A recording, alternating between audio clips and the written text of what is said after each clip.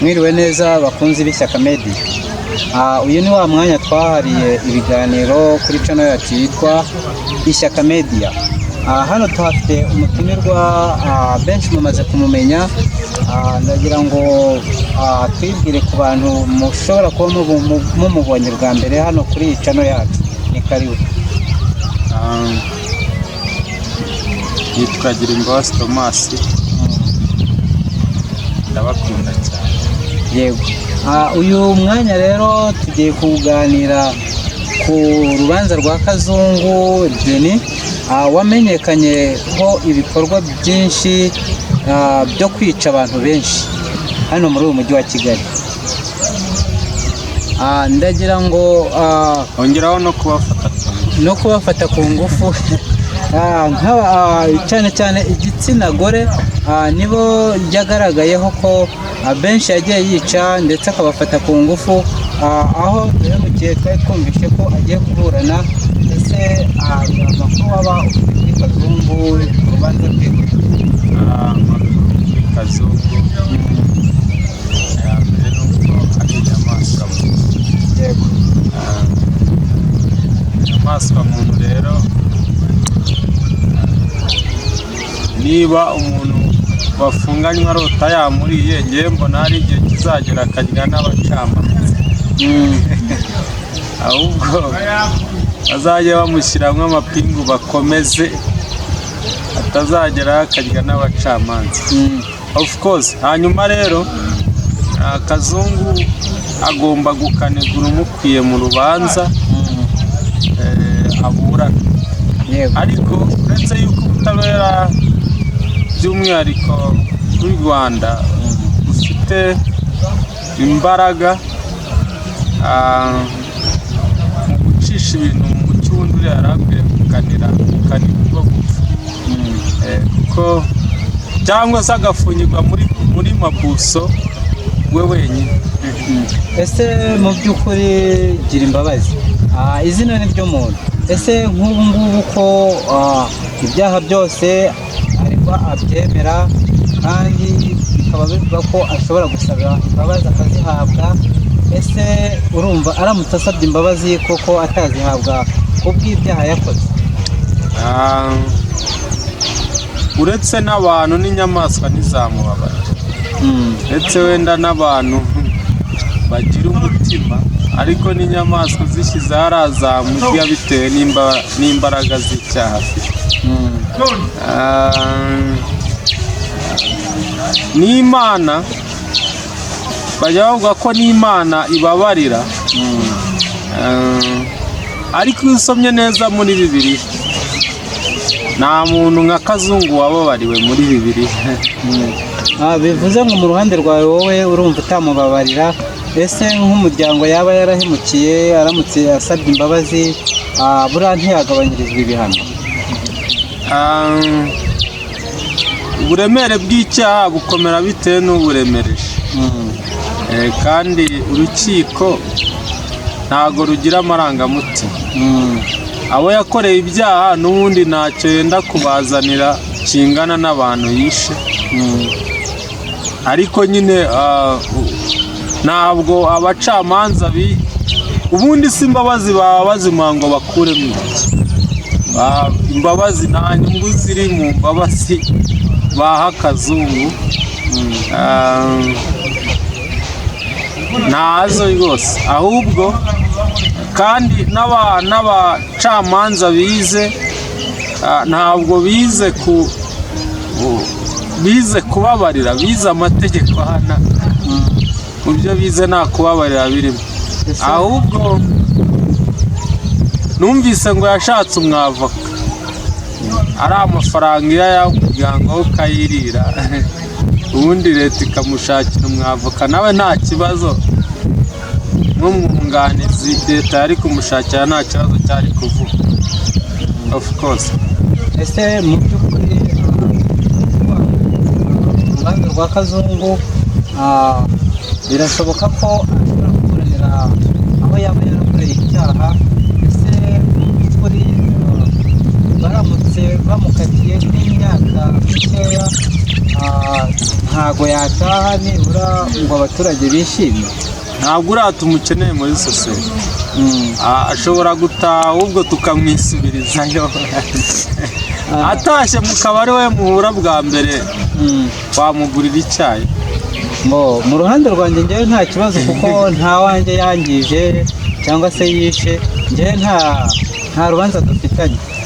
Kuri njyewe ni umwere kuko nta cyaha njyewe yankoreye, ahubwo abo yakoreye icyaha niyo bashobora guhura mu nzira wenda bikaba byaba ibibazo, ariko nk'ubu biramutse bibaye ngombwa ko bamufungura abaturage babyakira gutya. Okay, ndatekereza no kumusubizaho ntibyaba bikunze, ahubwo hari abamubuze ngo bamuryoze ibyo yakoze mu buryo buremereye kurusha uko leta yayimuryoza. ahuye n'umukobwa yafashe ku ngufu cyangwa se ahuye n'abantu yiciye abantu, ndatekereza wamubabaza kurusha. Impamvu wowe uvuga ngo ntacyo yagukoreye, njyewe nigeze kubona umwana wari ufite ubwenge w'umukobwa ari gukorera igihugu, nkabona harimo iterambere rifite imbaraga kandi riturutse ku bwenge. Rero bari abanyarwanda bo gukorera igihugu arangije arabica. nkanjye njyewe hari icyo yakoze kuri njyewe byangizeho n'ingaruka, kuko yishe abanyarwanda bari bafitiye igihugu. Of course. Ese uratubwiye ngo hari abo yishe birangiye bikugiraho ingaruka. Ese iyo ngaruka noneho yishe n'abakobwa. bivuze ngo ingaruka yakugezeho ni iyihe niba atari ibanga? Ingaruka yakugezeho ku bantu yishe ni iyihe niba atari ibanga? Icya mbere yasebeje igitsina gabo, isura mbi. buriya umwe yakoze ikintu mu bantu rusange, imitima y'abantu hari ukuntu yikangamo. ariko umuntu nkurikiranye kuri kamera ndagira ngo mutangarize, ntabwo twese ariko twese ntabwo turi abicanyi rwose. twebwe turi intama, uretse no kwica n'amaraso iyo tuyabonye turiruka. mubaze iki kibazo, ese mu buzima busanzwe umusore cyangwa umugabo? ubwo impamvu byakugezeho nahise nyimenya nuko ukiri umusore kandi akaba yarishe igitsina gore utarabonamo uwawe. asanga yarishe sheri wanjye.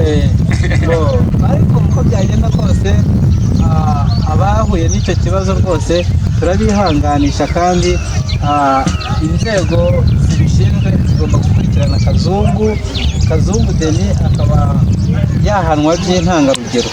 Gusa birashoboka ko ashobora gusaba imbabazi akaba yababarirwa, kandi namwe abo yahemukiye nibamubabarira namwe muzamubabarire, kuko n'ubundi kumufunga nta kintu, n'ubundi nta nyungu tuba dufite, cyangwa se namwe mwagiriwe ibyo yicarubozo nta nyungu zindi mubaho. Inyungu tuzifitemo turazifite nibamuhana, azaba abaye intangarugero y'abandi bakora ibi.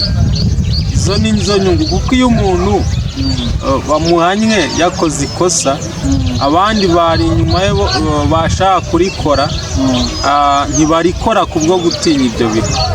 ahubwo buriya bamushyira nko muri sitade Rayon Sport na APR byakinnye bakamutera amabuye, byari kuba ari byo byiza kurushaho uko bamufunga. ariko numve watanga ibihano bikomeye. ibaze nawe abafana ba Rayon ufata abafana ba APR ushyireho abayobozi ushyireho abakinnyi nawe bazi icyo gihano. noneho abandi bantu bibwira kwica abantu 14 bagahita bagarukira. ni ukuvuga ngo mu by'ukuri Kazungu byanga bikunda ari nkaho ugiye kumuhana, ese wamuhanisha nk'igihano kingana gute? Okay, ngewe igihano namuha cyasize amarangamutima yanjye, kuko umuntu wica abakobwa ni umugome cyane. wenda wakica umugabo kuko aba akurwanya, wakica umukobwa ugiye kumwambura, wakica n'igitsina gore wenda uko mubana hari ibyo mutumvikanyeho, bijya bibaho, umva nta gitangaza cyabaye. Ariko umuntu uvuga mbabarira ukamufata ku ngufu warangiza ukanamwica, ubwo ni ubunyamaswa buba bukwiriye kuva mu bandi ba. Ahubwo namwe mufunganye niba muri kunyumva mujye mureba yuko namwe atazabica kuko uriya ni inyamaswa. Ariko hari uwabivuze ngo yarose amurya hari igihe azarya ibigori gusa atekereza akanyama. Bavuga ko no mu yisha yari uwo yariye. Birumvikana nyine yatubonyemo amaporo, ariko leta ni umubyeyi kabisa. Ese mu by'ukuri nubwo byavuzwe ko hari umuntu waba warariwe na Kazungu, ese buriya ntikwaba ari ukugira ngo bakuze ibyaha? Oya, umuntu wisha abantu 14 n'umwe yanamutse umwe, kuko burya uwabazi gusi nimwe yayikura akayirya, uwabazi bwa nawe yayirya, apfa kuba ari afite gahunda yo kubaga, kuko nta muntu ubaga inka ngo areke gushona. Ndatekereza ko Kazungu Denis yamuriye, kandi n'ubu muri gereza ashobora gukumbura inyama akarya. Niyo mpamvu nyine sinzi ukuntu babigenza kugira ngo afunganywe n'undi yiyumvemo amahoro aho bafunganye. Mu by'ukuri ashobora kuzaburanishirizwa mu ruhame rw'aho yakoreye icyaha. Aho bamuburanishiriza hose ntabwo bazamuha igihano kingana n'icyo abantu bamuha, bazamuha igihano kingana n'icyo amategeko baza ateganya. Rero baba muburanisha mu bantu, nubwo ashinzwe ibyaha byinshi bazamukatira n'ubundi burundu, nta burundu y'umwihariko, nta gihano kirenga icyo. Niyo bamushinze ibyaha 500 n'ubundi bazaza bamukatire burundu y'umwihariko. Rero n'ubundi igihano bazamuha n'ubundi mu mitwe y'abantu arize cyamaze kujyamo. Nubwo bamukatira muri rubanda nyamwinshi, ntabwo byakuraho yuko mu mutwe w'abantu arize bamaze kumukatira igihano cya burundu y'umwihariko. Ese mu by'ukuri mwebwe murumva ko mwamaze kumukatira burundu, nk'ubu mwumvise ko bamukatiye nk'imyaka 25 cyangwa 10 n'ingahe, mwabifata gute? Byaterwa n'imyaka afite. Niba afite 40 bakamukatira 25, bikaba 65, wenda yavamo atakigaba. Kandi ahubwo wambaza ngo ko hajya habaho imbabazi ziramutse zije zikamukora. Nabyo birashoboka. Ntabwo byashoboka. Zimugezeho zahagarara kuko uriya yawe yagiye muri rushe. None se bibaye ngombwa ko mumubona muri karitsiye ari yitabiriye wenda bamurekuye, mwabifata gute? Ntabwo bibaho, ntabwo bishoboka. Ariko numva ufitemo akantu k'imbabazi, yigeze kukugurira akantu? Oya, nta kantu. Kazungu Denis nta nubwo turahura amaso ku maso, ariko mu by'ukuri bajya bavuga ngo usabye imbabazi akemera icyaha, akemera kwisubiraho, arababarira. Birashoboka ko rero ashobora gusaba imbabazi bakemera ibyaha bikagabanuka. Oya, uriya na undi umumaro basigaje nuwo kuzuza tuwarete gusa, nta wundi mumaro wamubona, kuko ibintu yakoze ni ibintu birebire cyane. Noneho yishe n'aba baby man. Kazungu Denis yakoze bishobora kuba byarakubabaje. Yishe u Rwanda rwe, abantu bakiri bato, ibintu birebire. Ni ukwihangana. Ariko hari icyo nagira abantu bameze nka Kazungu Denis.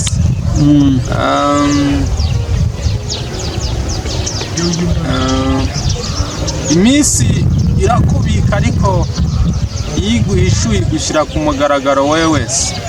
Kugira ngo mbabwire ngo ushobora kwihisha mu kibi, ariko ejo wasanga nawe ari wowe tuzaba turi kuvugaho nk'ibi.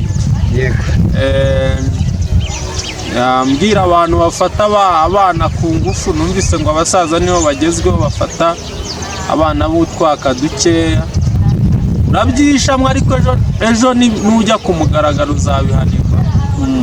Ndetse uretse kubihanirwa bizaba birebire ujye wambara ubusa. Rero ngenda abwira umuntu ahubwo uyu munsi wa none ukihishe mu bikorwa byo kuba inkozi y'ibibi ngo aharanire kubivamo ntawe uramubona.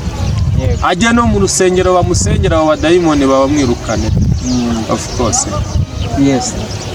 Mu by'ukuri dusoza ikiganiro, ese ni icyo wabwira Kazungu aho ari aka kanya? Kazungu icyo namubwira ni yikuremo umutima wo kurya abantu n'abadayimoni abirukane. Niba hari abapasiteri bagifite imbaraga, umuyemo ngiye kuko hari igihe yanjye ngiye nko kumusengera, hari igihe yanjye nanjye afite ubwoba nyine yuwe.